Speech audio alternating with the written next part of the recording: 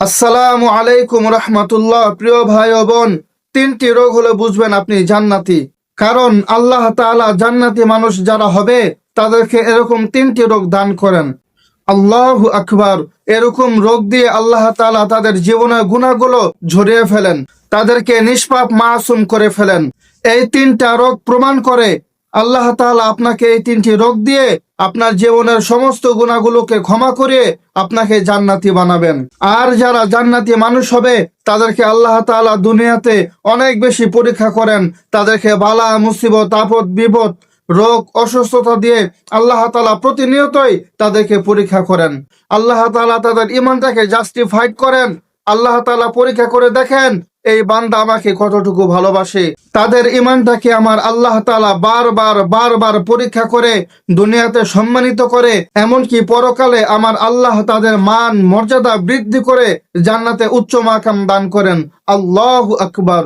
এই আল্লাহ তাআলার বান্দা, যদি এই তিনটি রোগ আপনার লেগেই থাকে তাহলে বুঝতে হবে আমার আল্লাহ আপনাকে পছন্দ করেন, আমার আল্লাহ আপনাকে ভালোবাসেন।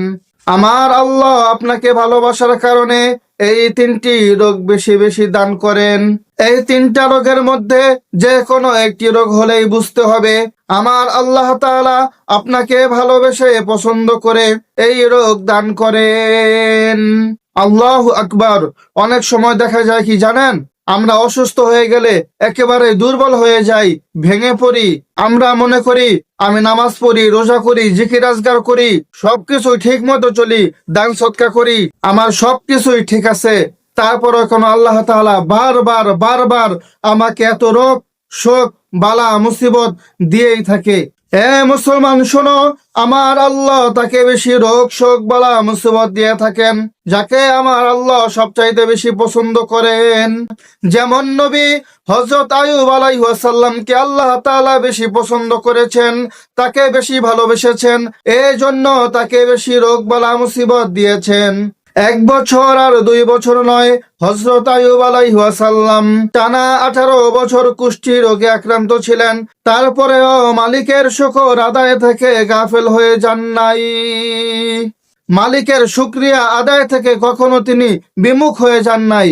কারণ তার মনের মধ্যে একটা চিন্তা, একটা আনন্দ ছিল যে আল্লাহ আমাকে রোগ দিয়েছেন, একদিন সে আল্লাহ আমাকে শিফা দান করবেন। আল্লাহ তাআলার উপরে সে ভরসা করে ধৈর্য ধারণ করেছিলেন। প্রিয় ভাই ও বোন আমার, এই তিনটা রোগ হলে বুঝবেন আল্লাহ তাআলা আপনাকে জান্নাতি লোক বানাবেন, আপনার জীবনের সমস্ত গুনাহগুলোকে ক্ষমা করে আপনাকে নিষ্পাপ মাসুম বানিয়ে কবরের জন্য ডাক দিবেন। সেই তিনটি রোগ জানার আগে ভিডিওতে একটি লাইক দিয়ে অন্য ভাই বোনদের মাঝে শেয়ার করে দিন। আর যদি আপনি চ্যানেলে নতুন এসে থাকেন তাহলে চ্যানেলটিকে সাবস্ক্রাইব করে দিন। পরবর্তী দিনে আমল ও ইসলামিক ভিডিও সবার আগে পেতে হলে পাশে থাকা বেল আইকনটি বাজিয়ে দিন। প্রিয় ভাই ও বোন আমার, যে কথাটি বলতেছিলাম, তিনটি রোগ হলেই বুঝবেন আল্লাহ তাআলা আপনাকে জান্নাতি মানুষ বানাবেন। আপনার জীবনের সমস্ত গুনাহগুলো আমার আল্লাহ তাআলা ক্ষমা করে দিবেন। রোগ শোক দিয়ে আমার আল্লাহ বান্দার গুনাহগুলোকে ঝরাইয়া আনেন, কাছ থেকে বান্দার গুনাহগুলো হালকা করে নেন। 1 নম্বরটি হলো, যদি আপনার সর্দি বা জ্বর সব সময় লেগেই থাকে তাহলে বুঝতে হবে এটি হচ্ছে জান্নাতি রোগ। এই জ্বরের মাধ্যমে আল্লাহ তাআলা আপনার জীবনের গুনাহগুলো ঝরাইয়া নিবেন। আল্লাহর পেয়ারা রাসূল সাল্লাল্লাহু আলাইহি ওয়াসাল্লাম বলেছেন, জ্বর আদম সন্তানের গুনাহগুলোকে এমন ভাবে ঝরিয়ে দেয় যেভাবে কামারের হাপড় লোহার মরিচাকে দূর করে দেয়। সুবহানাল্লাহ। নবীজি সাল্লাল্লাহু আলাইহি ওয়াসাল্লাম এক সাহাবীকে দেখতে গেলেন যার অনেক জ্বর এসেছিল। নবীজি তাকে দেখতে গিয়ে বলল, তুমি খুশি হয়ে যাও, কারণ আল্লাহ তাআলা বলেছেন জ্বর হলো আমার আগুন, যা আমি দুনিয়াতে মুমিন বান্দাকে দেই যাতে আখিরাতের আগুন থেকে সে মুক্তি পায়। সুতরাং জ্বর আপনার জীবনের সমস্ত গুলাকে পুড়িয়ে ছাই করে আপনাকে জান্নাতের জন্য পাক ও পবিত্র করে। এই জন্য প্রিয় ভাই ও বোনেরা, জ্বরের তাপমাত্রা অনেক বেশি হয়ে গিয়েছে, কিছুতে জ্বর থামছে না, কিছুদিন পর পরেই জ্বর আসতেছে। ধৈর্য হারাবেন না, এটা আপনার জন্য আল্লাহ তাআলার পক্ষ থেকে সুসংবাদ।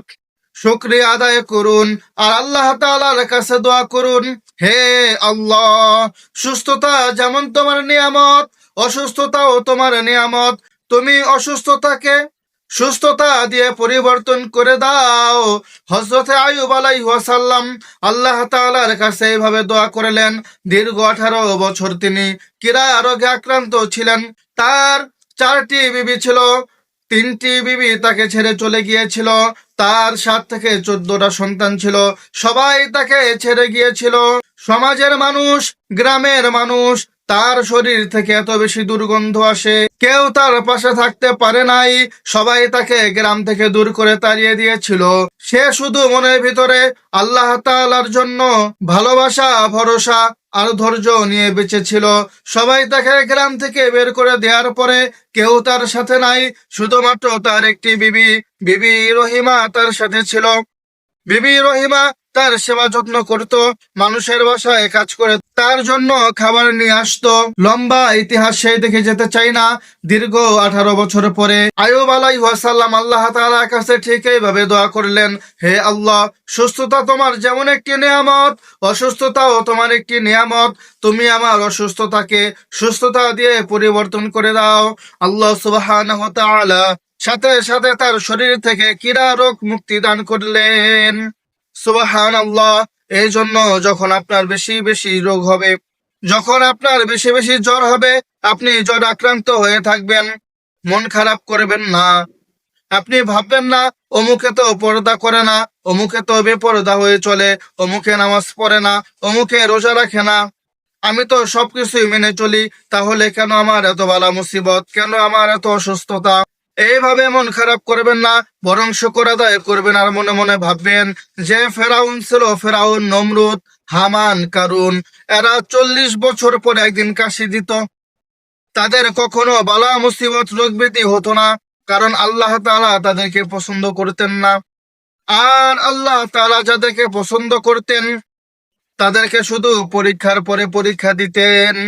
ইব্রাহিম আলাইহিস সালামের দিকে যান, কত পরীক্ষা। নিজের সন্তানকে কুরবানি করতে বলা হয়েছে, নিজের মাসুম বাচ্চা এবং বিবিসাবকে বহু দূরে রেখে দিয়ে আসতে বলা হয়েছে।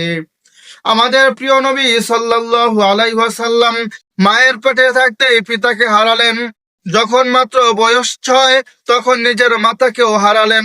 তারপর থেকে তিনি দাদা আব্দুল মুত্তালিবের কাছে বেড়ে উঠলেন। 8 বছর বয়সের সময় দাদাকেও হারালেন। তারপরে তিনি দাদা আবু তালিবের কাছে বড় হতে লাগলেন। 25 বছর বয়সের পরে গিয়ে তার চাচাকেও হারালেন। তারপরে এই দুনিয়াতে তার আশ্রয় ছিল আম্মা জান খাদিজা রাদিয়াল্লাহু তাআলা আনহা।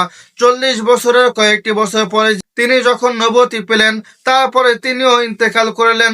এইভাবে আমাদের নবীকে আল্লাহ তাআলা পরীক্ষা করেছেন। তারা ধৈর্য ধারণ করেছেন, তারা সালাতের মাধ্যমে আল্লাহ তাআলার উপরে ধৈর্য ধারণ করেছেন। আল্লাহর ভরসা, এই কথাটা শুধু মুখে নয়, অন্তরও জ্ঞাপন করতে হবে। প্রিয় ভাই ও বোনেরা, যদি আপনি করতে পারেন, আল্লাহ তাআলার উপরে ভরসা রাখতে পারেন, যেইভাবে আবু বকর রাদিয়াল্লাহু তাআলা আনহুকে আল্লাহ নবী বলেছিলেন, হিজরতের রাতে সে গুহার সামনে দাঁড়িয়ে আমাদের সাথে আল্লাহ রয়েছেন। যদি আপনি এইভাবে ঈমান আনতে পারেন, যদি আপনি এইভাবে ইয়াকিন আনতে পারেন, হযরত ইব্রাহিম আলাইহিস সালামের আগুনের কুণ্ডলী যেমন ঠান্ডা হয়ে গিয়েছিল, জান্নাতের বাগান হয়ে গিয়েছিল, আপনার আমার জন্যও হবে। এজন্য প্রিয় ভাই ও বোনেরা, জ্বর আসলে সাথে সাথেই ওষুধ খাবেন না, সাথে সাথেই ডক্টরের পরামর্শ নেবেন না। যখন দেখবেন জ্বর বেশি, তাপমাত্রা বেশি বেড়ে গিয়েছে, তখন ডাক্তারের কাছে যাবেন। ইনশাআল্লাহ এই জ্বরের মাধ্যমে আল্লাহ তাআলা আপনার জীবনের সমস্ত গুনাহ মাফ করে দিবেন। জান্নাতি রোগ হওয়ার 2 নম্বর আলামত হলো অ্যালার্জি বা চুলকানি তার শরীরের মধ্যে বাসা বাঁধবে। এই রোগ হলে ওষুধ সেবন করবেন, কিন্তু কখনো আফসোস করবেন না, কারণ এই রোগের মাধ্যমে আল্লাহ তাআলা আপনার শরীর থেকে জীবাণুগুলো বের করে নিবেন। জীবাণু মানে হচ্ছে গুনাহ, আপনার সমস্ত গুনাহ আল্লাহ তাআলা বের করে নিবেন। প্রিয় মুসলিম ভাই ও বোন আমার, জান্নাতি রোগের 3 নম্বর লক্ষণ হচ্ছে আপনার চোখ উদয় হবে, মানে আপনার চোখ উঠবে, বারবার চোখ উঠবে, চোখ লাল হয়ে যাবে। বারবার আপনার চোখ ওঠার কারণে আপনার এই চোখের মাধ্যমে যত গুনাহ হয়েছে সমস্ত গুনাহগুলো আল্লাহ তাআলা ঝরাইয়া দিবে। চোখের গুনাহ মানে বুঝেন তো কি? ক্বালান নাবিয়্যু সাল্লাল্লাহু আলাইহি ওয়াসাল্লাম জিনাল আইনুন নাজরু। প্রিয় নবী সাল্লাল্লাহু আলাইহি ওয়াসাল্লাম বলেন, চোখের জেনা হইল দেখা। চক্ষু দিয়ে তুমি যদি কোনো গুনাহের দিকে তাকাও, তুমি যদি কোনো বেগানা নারীকে দেখো, অথবা মহিলা মা বোনেরা যদি কোনো বেগানা পুরুষকে দেখো, তাহলে তোমাদের গুনাহ হবে চোখের গুনাহ। এটাকে বলে চোখের জেনা। তুমি কোনো বেগানা নারী বা পুরুষকে দেখলে না, কিন্তু তুমি ঘরের মধ্যে থেকে টিভি সিনেমা দেখলে, মোবাইলের মধ্যে অন্য পুরুষদের বা অন্য মহিলাদের নাচ গান টিকটক বা সিনেমাগুলো দেখলা, এভাবে তোমার চোখের গুণাগুলো হতে থাকবে। কানেরও জেনা রয়েছে, কানের জেনা। কানের জেনা হইল শোনা। অন্তরের জেনা রয়েছে ও আমার ভাই ও বোনেরা, অন্তরের জেনা হচ্ছে অন্তরে অন্তরে কল্পনা করা। যদি আপনি অন্তরে কোনো গুনাহের কথা কল্পনা করেন, কোনো জেনা ব্যভিচারের কথা কল্পনা করেন, যদি পরপুরুষ বা পর মহিলার কথা আপনি মনে মনে কল্পনা করেন, চিন্তা ভাবনা করেন, তাহলেও আপনার অন্তরে জেনা হতে থাকবে। এই জন্য সমস্ত জিনা থেকে বেঁচে থাকতে হবে। আল্লাহ তাআলা যদি কারো চক্ষু দুনিয়া থেকে নিয়ে নেয় একেবারে, কেউ যদি একেবারে অন্ধ হয়ে যায়, তার জন্য পুরস্কার রয়েছে, পুরস্কার। আল্লাহর নবী হাদিসে পাকে বলেন, যাদের দৃষ্টি শক্তি চলে গেছে বা চোখে মারাত্মক কোনো সমস্যা, তাদের জন্য স্বয়ং আল্লাহ তাআলা সুসংবাদ দিয়েছেন। হাদিসে কুদসিতে আল্লাহ তাআলা বলেন, আমি যখন আমার বান্দার প্রিয় দুটি জিনিস অর্থাৎ দুটি চোখ কেড়ে নিয়ে পরীক্ষা করি, আর সে তখন সবর করে, মানে ধৈর্য ধারণ করে, তখন আমি তাকে এর বিনিময়ে জান্নাত দান করি। আর যাদের চোখ বারবার ওঠে, চোখ বারবার লাল হয়ে যায়, মেডিকেল সায়েন্স এটাকে রিসার্চ করে বের করেছে, যাদের চোখ বারবার ওঠে তাদের কোনোদিন চোখে সমস্যা হবে না, তাদের চোখ কোনোদিন অন্ধ হবে না। যাদের চোখ বারবার ওঠে, ব্যথা করে, কষ্ট পায়, আল্লাহ তাআলা তাদেরকেও পুরস্কার দান করবেন। আর যাদের চোখ চিরদিনের জন্য আল্লাহ তাআলা নিয়ে নিয়েছেন, তাদেরকেও আল্লাহ তাআলা পুরস্কার দান করবেন। এই জন্য প্রিয় ভাই ও বোনেরা, চোখ উঠলে বা চোখ ব্যথা করলে, কখনো চোখ লাল হয়ে গেলে মন খারাপ করবেন না, শুকর আদায় করবেন আর আল্লাহ তাআলার কাছে দোয়া করবেন বেশি বেশি। আপনার চোখের যত জীবাণু রয়েছে আল্লাহ তাআলা দূর করে দিবেন। আপনার চোখ দ্বারা যত গুনাহ হয়েছে আল্লাহ তাআলা সব ক্ষমা করে দিবেন। এই জন্য সে সময় বেশি বেশি আস্তাগফিরুল্লাহ পড়বেন, ইস্তেগফার পড়বেন, দুরূদ শরীফ পড়বেন, আর আল্লাহ তাআলার কাছে বেশি বেশি নিয়ামত চাইবেন, দোয়া করবেন।